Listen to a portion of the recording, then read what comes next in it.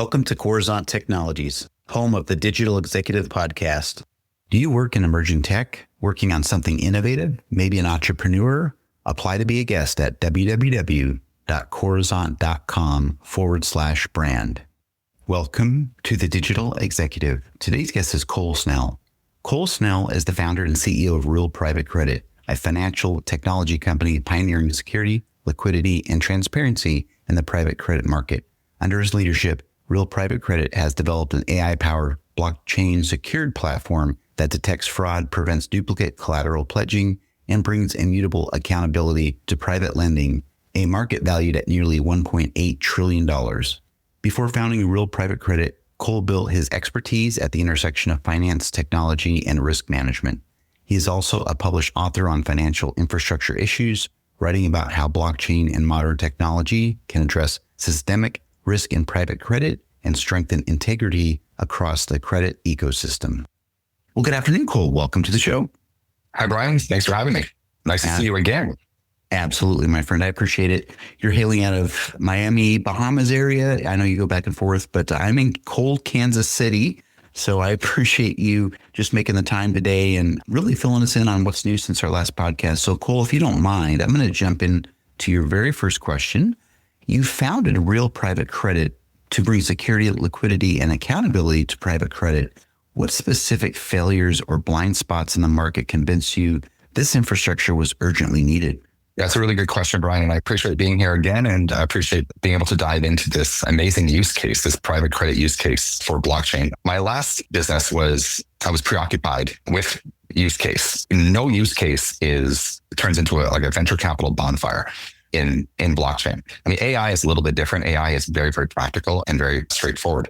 So analyzing this business after being one of few founders to exit the RWA space over the last 5 years, I really had a lot of momentum and a real responsibility to find a really good use case for blockchain. And I defined a very specific corner of private credit, and that's small, medium business lending specifically, if you will. There's very good legal and financial use case, call it governance, if you want to pile that on top. And the specific gaps that I found really, and that's always what you're looking for, is you're looking for a gap before you, as an entrepreneur, go out there and deploy capital, time, resources, and try and convince other people to deploy time, capital, and resources. You really need to find a gap. You need to find an SHVP, specific high value problem, with hopefully a very understandable answer to that problem, quality use case. So the four things that I was really looking at in terms of blind spots were a big trust gap in private credit. We saw First Brands and Tricolor happen about 3 months after we started deploying time and resources into finding a solution to this problem. There's a big lag in what we call point-in-time audits. The second thing was uniform commercial code friction. Specifically, that would be the third thing. And then a lot of information asymmetry. And that's really ultimately where the gaps lie. Again, there was a massive issue with trust, massive issue with point-in-time audits, uniform commercial code friction, just simply put, call it Article 9 friction specifically, and information asymmetry were the four gaps, if you will. Thank you. I really appreciate that. And we generally start out the first question with, hey, we're looking for a way to fix the gap, as you called it, in your use case in private credit, small, medium business lending, of course, that gap or solution. Again, being in the blockchain space, you and I both work in Web3 here. Trust is a big one, obviously, and then point-in-time audits. There's a lot of delay around that. And I know that using that infrastructure around blockchain or Web3 is also something that can really bring some more trust to the market. So I really appreciate that. And Cole, your platform uses AI to detect fraud and prevent duplicate collateral pledging. How do these risks typically go unnoticed today, and how does automation change the game for lenders and capital allocators? Yeah, it's also a really good question. As I'm answering your questions, I'm thinking about something that's very unique to the use case of SMB lending, and specifically AI and blockchain. And we're thinking about legal rails. I mean, I hope your listeners, as they're hearing this, are thinking about a very unique opportunity to put new law onto the blockchain. But to be able to do that, you need to have the proper existing traditional regulatory framework to do that. And in 30 states in America thus far, and likely 50 states by looking like June 2027, we will have full adoption by each state Secretary of State toward what's called the controllable electronic record, or what would be Uniform Commercial Code Article 12. And so that forward thinking by these regulators as it relates to asset-backed collateral allow founders like me to move away from just looking at blockchain as a new financial rail type innovation, speed to settlement, efficiency, transparency, but we can also move forward and replace paper legal contracts with smart contracts, which is an unbelievably effective use case. And it's why I'm so excited, having almost 6 years experience doing this. We really feel like we've uncovered the holy grail of use cases for blockchain. But to answer your question very specifically, using AI and detecting collateral for fraud really comes down to something I call a lender silo. Fraudsters exploit this lender silo effect simply because lender A doesn't talk to lender B, and borrowers can pledge the same, let's say, like VIN. In the case of recently, there was this big fallout from Tricolor, vehicle identification number to the same small medium business, or the same small medium business can pledge the same invoice without a centralized real-time cross-referencing system. We call this a double pledge. It's basically invisible inside of the existing system if fraudsters know what they're doing, and clearly they do. The second thing we can look at is AI as a private eye of sorts. So this comes down to AI for entity resolution. The third thing that we look at is a reactive versus to proactive, is moving from a reactive to a proactive. Again, real-time underwriting. Automation changes the game in this case by shifting from detection to prevention. So blocking the loan essentially before it's funded. And this can happen in a very autonomous way. And then obviously continuous monitoring. A lot of people in tech don't like the term real time.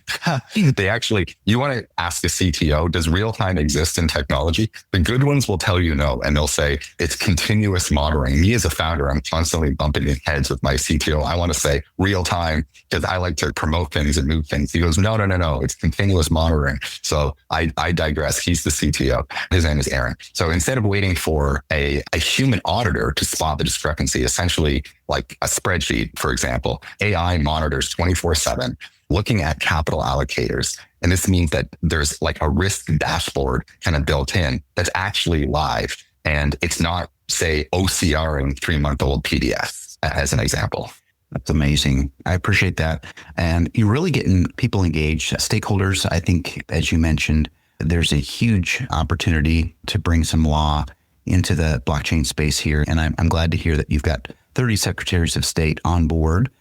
But having you bring smart contracts to replace paper contracts is brilliant. I know people talk about it, but you're actually making it happen, which I think is awesome. But the AI piece, yeah, absolutely. You're leveraging AI, and I know that will be key in fraud detection. And of course, it'll be very proactive in monitoring and preventing fraud, as you mentioned in one of those examples there with lenders. So I appreciate that. Cool. You often talk about replacing opaque trust with immutable truth. What role does blockchain play in creating verifiable accountability without slowing down real velocity? Right. I fortunately, in my last business, was able to work very closely to someone I look up to very much. And that's a group of people. Maybe I'll just put it at Figure Technologies. And it's Mike Cagney, who has done a remarkable job leading the way in real world asset use case, where he's tokenized, essentially added massive efficiency to the home equity line of credit space. I mean, he's originating assets there using a very, very similar type of a technology, legal, financial, and governance rails. He's originating HELOCs at $700 per deal, where his competition is still doing it at around 10,000. But he's not doing this without an immutable truth. I mean, this is essentially adding truth and replacing it with trust. And again, kind of quoting him, and we've adopted this language into our business. I mean, why not learn from the best? And I believe that he is kind of leading this space right now. I mean, why not ride coattails? Why not let a lot of people who have spent more time and money solving problems, why don't you let them then lead you? So a little little tidbit for founders out there. Learn from other people's mistakes. Don't make your own. So yeah, we've been very close to what he's been doing in a lot of ways and learning again from the Figure ecosystem. And the four big things that we've identified is specifically immutable truth being, again, applied to something tangible. Blockchain is like a problem looking for a solution, or is it a solution looking for a problem? In the case of small, medium business lending or asset-backed collateral lending, not done on, say, institutional grade or kind of IG levels, really gets back down to the lifeblood of US economy, which is small, medium businesses. So I'm very passionate about supporting this heartbeat of America, if you will, and allowing these businesses to bring on capital to promote their business and move it forward and stay solvent and stay liquid without paying factor rates of 1.5. We really do this. I mean, the AI component of it that really kind of led the answer to your first two questions is one thing, but it's really about blockchain. It's the blockchain is really the thing that is the moat. And it's the thing that's less sticky right now for a lot of founders compared to AI. But I would really, and or business people, but I really encourage people to start to look at things like Uniform Commercial Code Article 12. This is very, very important because this is, again, defining an emergence of how asset-backed collateral works. It's really a game changer. It creates literal legal framework, and it's all written around something called a CER, Controllable Electronic Record. And so we use blockchain to tokenize these records, creating a digital birth certificate of sorts for literally every piece of collateral. And what this does is it ends the paper chase. Blockchain doesn't slow down deals. It accelerates them. This is all done through an immutable audit trail. So in a dispute, in a he said, she said dispute, which can be very expensive, blockchain provides an unalterable ledger of who owned what and who it was pledged to, and say who has first priority.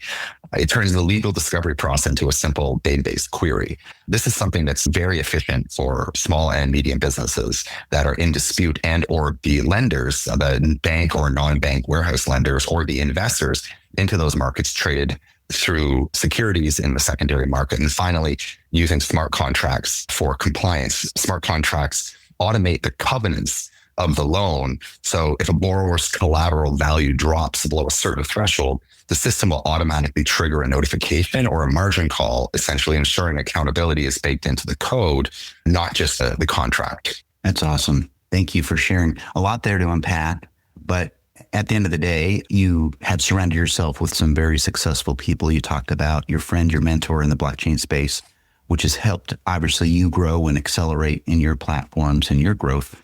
But blockchain is key. We talked about this the last time you were on the podcast. It doesn't slow the process. In your case, as you mentioned, it actually accelerates it.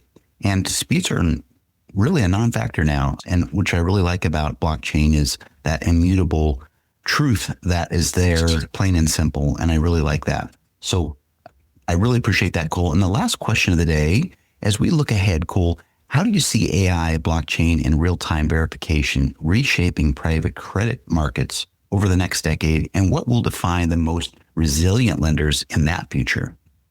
Yeah, I mean, this is one of my favorite questions. This has been the nut everyone has been trying to crack, and let's call it the death of T+2 settlement.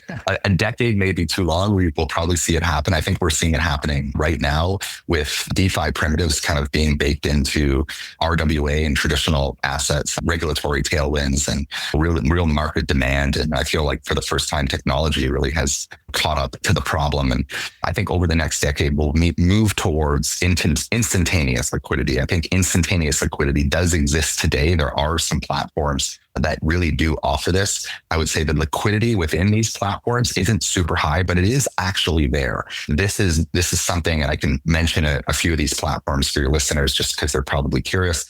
You look at something like Figure, Democratized Prime, Centrifuge, Maple Finance, Ondo, Securitize, Golden Finch, Morpho, I think go a long way. But these are the pools, if you will, that I see, and this is my opinion, that will be growing and become with more liquidity, being able to, and I know that they're very thirsty for assets. These pools are very hungry for assets, the people administrating these pools. And I see that what will happen is, especially as these assets move on chain, when you verify the collateral and the lien priority in real time, there's no reason a loan shouldn't be funded within minutes versus weeks.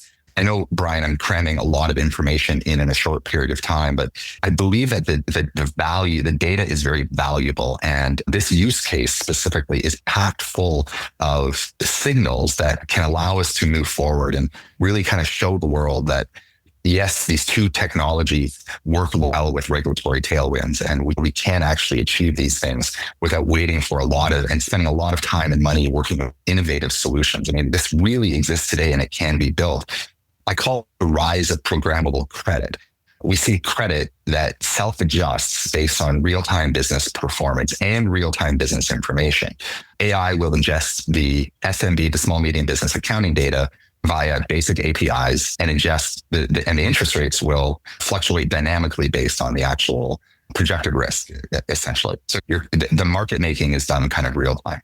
Democratizing the asset class. We talk about democratizing all the time when it comes to blockchain. Well, what does it really mean?